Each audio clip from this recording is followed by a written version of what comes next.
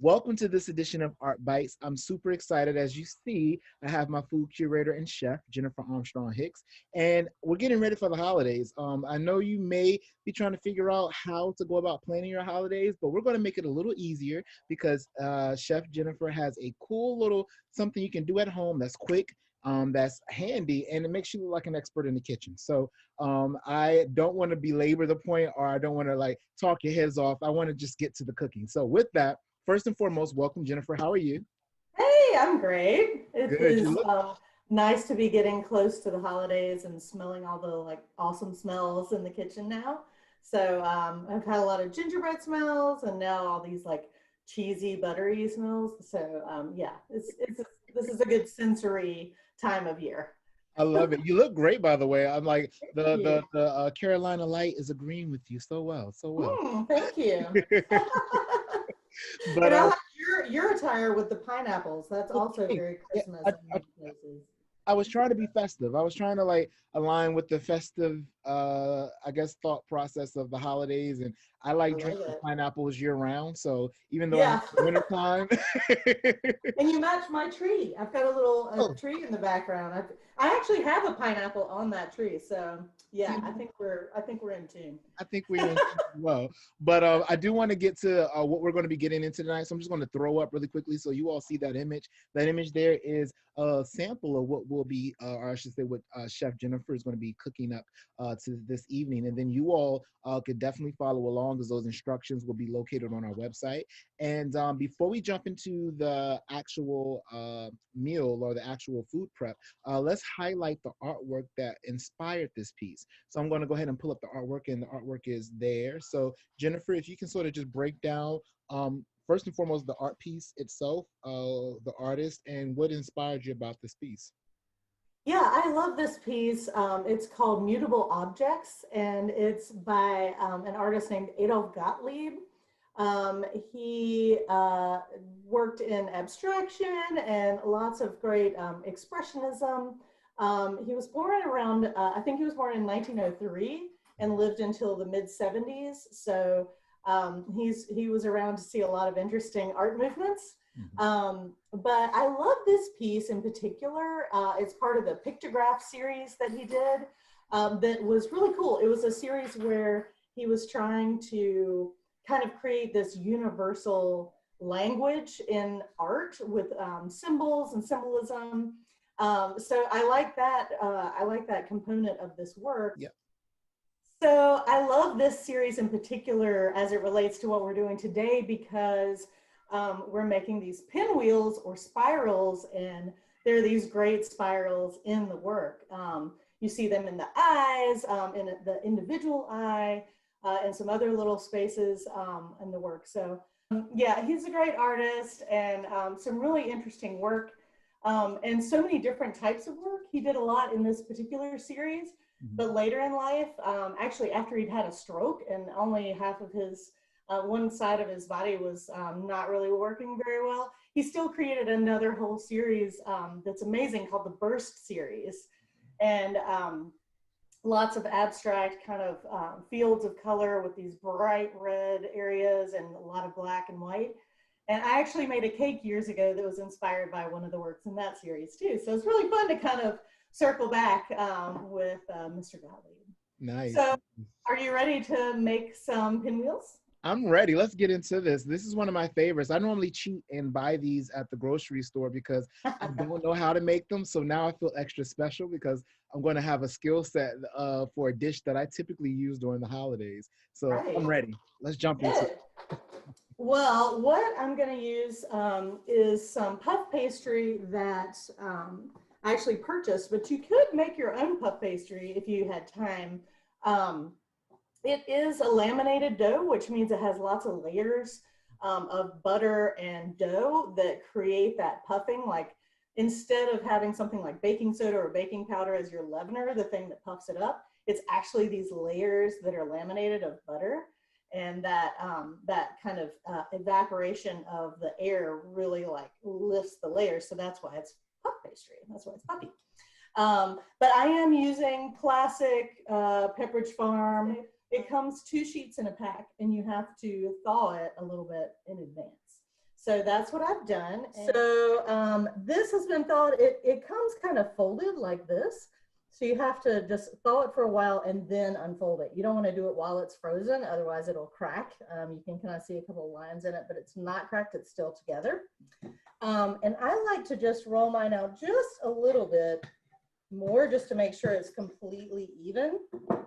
And I'm going to rotate it so that the long side, if you have a long side, it might be squarish, so that the long side is facing me. And I brush off any excess flour if there is any. I put just a tiny bit down underneath just so it wouldn't stick to my surface. But I like to keep it nice and free of any excess flour. And the first thing that we're going to add to this is pesto. And you can buy pesto, obviously, at the store. Places like Trader Joe's, pretty much anywhere now will have pesto, but we make our own. So I'm using some of our homemade pesto. I also included the recipe for pesto in the recipe for the Pinwheels, in case you do want to make your own. We grow our own basil, and in my pesto, I actually use almonds instead of pine nuts. And I love to use Asiago instead of Parmesan for the cheese. I think it just gives it a little bit butterier flavor. So that's what we do. And what we're going to do is spread a few tablespoons of this across the surface of the puff pastry, leaving about an inch along the bottom. So we're going to go all the way to the edges because we're going to eat those ends. So you don't want to skimp too much on the edges. Yes. There's always somebody that wants the like not pretty pieces, or we call them like with biscuits or with this, we call them the funny biscuit or the funny piece. So somebody always wants the funny piece. I will have to say that I am he. I am the one that will eat all of the pastry, no matter how crazy it may look. Right. Yeah, I'm the one that's in the kitchen, like peeling the like burnt cheese off of the pan afterwards. That's always good. So here's the kind of empty inch or so along the bottom that we want to keep. And then we just sprinkle a whole bunch of cheese on there. And this is, I'm using Parmesan for this, but any hard cheese that is grated, Asiago, Romano, things like that, all work. So anything that you have in that realm will function properly. And as an optional ingredient on the recipe, I have prosciutto. And so I'm going to add that in this batch. The first batch I did without it, but we do love prosciutto in our house. So if you do eat meat, you might like this. And it comes packaged, pre-cut in very, very thin sheets. That's what you're shooting for prosciutto. And so I'm going to put a few pieces down here. And that looks like enough. And then we get to rolling. So I'm going to clear this area just a little bit. Get all those little extra bits away. And then you start at the end that's furthest from you, and you just kind of fold over just a little bit. I always pull it over and kind of push it down just a little bit to sort of secure that center. That's what's going to be the center of the pinwheel. Okay. So I like to secure that little edge, and then you just start folding it over onto itself. And if you're careful, you kind of want to go back and forth so that it stays nice and tight. But if you're careful, you just kind of pull it out a little and roll it back towards yourself. It seems counterintuitive, but it sort of stretches the dough and it keeps it nice and taut. And the reason why you want to make sure it's taut is so that the pinwheels are, tight. Yeah. So we're getting close. I like to keep a pastry brush on hand. If you do have flour that was on your surface underneath, it's nice not to roll that into it if you can help it. So I usually keep a brush on hand and kind of clean it off as I go. Okay. And then we're getting close to the end here. If anything is sticking out over that little edge, just kind of tuck it back in. And then I take just a little bit of water. And you can do it with a brush or with your hand. Just put a tiny bit of water along the edge, and that helps seal that edge just a little bit. Okay. one time. And then you have your log. Yeah. And once that is kind of good to go, we are going to pull a cutting board over and slice it. Something that you can do if the dough is a little soft, if you're concerned about slicing it when it's soft, you can pop it right back in the refrigerator, the whole log, for about 20 minutes, and then go from there, take it back out, and it'll be a lot firmer, and so it'll be easier to slice. Here comes this cutting board. I'm going to transfer that. There we go. And then when you're cutting, obviously start on one end, and I would say cut about a ½ inch or so, quarter to a ½ inch pieces. And I use a serrated knife, one with the, kind of teeth. Mm-hmm. And I just carefully saw back and forth so that you get a nice clean cut. And if you do use, if you decide to use prosciutto, by the way, did you notice the alliteration in this? Pastry, prosciutto, pesto, Parmesan, Pinwheels. I mean, that's pretty good. Just saying. But if you do use prosciutto, the serrated knife is even more important because it has a little bit more resistance than something else might, or without it. So now that they're all sliced, we need a pan to put them on. And when you transfer them to a pan, it's good. I'm using a Silpat mat, which is like a silicone nonstick mat. But if you don't have that, parchment paper is fine. You can get that at the grocery store or Walmart or somewhere like that. I don't recommend aluminum foil because sometimes they'll get too brown on the bottom when you're baking them. Got you. So we want to stick with, usually parchment is about the easiest thing to find. And then as I put them on here, if for some reason they're like a little bit misshapen from having cut them, mm-hmm. you can just kind of squish them back into shape a little bit and make them a little round again. And then I just try to space them out so that they've got a good inch or so. Since they're going to expand, you don't want them to be too close together. Yes. And then you're good to go. All right. And they pop back in the oven. And I put them in for about 20 minutes. And then I'm going to grab these.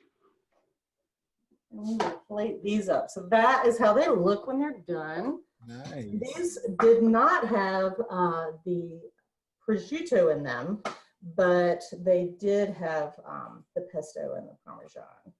So I'm going to set some of these on a plate. And I love this pretty plate. It's got, I think it's reminiscent of that Gottlieb work too, with the kind of these fields of, squares, different colors. So that's what you get when you're done. And that is so beautiful. If you have little people in your house, don't plan on having those around too long. They do not last. So that's good. My kids professed today that if they had only one order or appetizer for the rest of their life, they would be okay with this one. Ah. So I thought that was a pretty good endorsement. It's worth trying this at home. Especially when you're dealing with little ones, because their palates are so, we love our little ones, but their palates can be basic. So you can't be too exotic with the food. So right. To have something like this where it's a little fancier than chicken nuggets, right? Right. And they still love it. You have to sort of pat yourself on the back and feel very accomplished as a parent. You're right. in new things, but still expanding that palate in the process. I love this recipe. I feel confident enough that I no longer have to get the ready-made ones from the grocery store, that I can actually make my own. And I'm almost certain that it'll probably be a lot healthier as I have more control over the salt and all of the other. Right. Absolutely. But for sure. This is amazing. I love it. I'm excited I wish I could be there with you and sample it. I know, me too. I know. It's way more fun to have these together, for sure. But if you have to have them apart, especially this holiday, you can certainly Zoom and eat these, and they'll be very dramatic while you're consuming them. Somebody will be like, "What are you eating?" Tell me all about this. And then you have a whole spiel for them about what they are and where the inspiration came from. And you can refer them to our Newark Museum of Art IG, Facebook, YouTube, and they can follow along with Chef Jennifer Armstrong, our food curator for the Newark Museum of Art, and be able to copy and emulate what they're looking at you eat. So I like the plug. I see what you did there. I see how we circled back to the. I like how your brain works, Jennifer. I like how your brain works. So again, thank you for joining us. Thank you all for all the viewers who are watching. We definitely are appreciative of you. And we just want to encourage you that we have virtual program happening throughout the year. This is not a one-stop shop. If you love Jennifer, there's going to be lots more of her moving into 2021. And we have a multitude of other food-based programs like Happy Hour NMOA, where we get to explore the connection between food and art, and of course cocktails. And with that being said, a lot of our public programs also have the interplay of food, art, music, and just culture. So there's a lot for everyone.